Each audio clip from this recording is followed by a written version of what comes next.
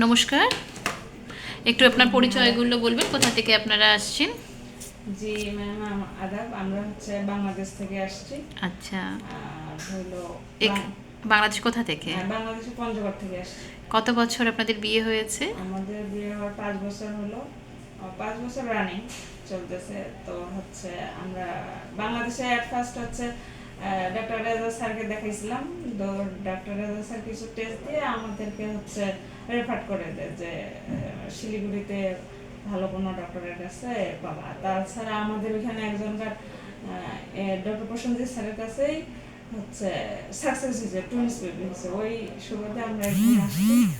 তো এখানে আসার পর তো স্যারের ব্যবহার প্লাস এখানকার সব স্টাফদের ব্যবহার অনেক ভালো, বিশেষ করে স্যারের অমায়িক ব্যবহার।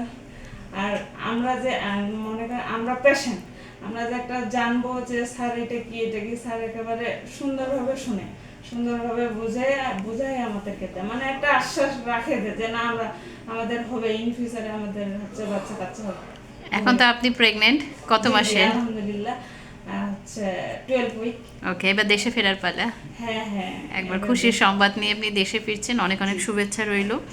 আশা করি একটা ভালো রিপোর্টস, আমরা ভালো যেমন রিপোর্টস পেয়েছি তেমন একটা ভালো সংবাদ আপনাদের কাছ থেকে পাবো।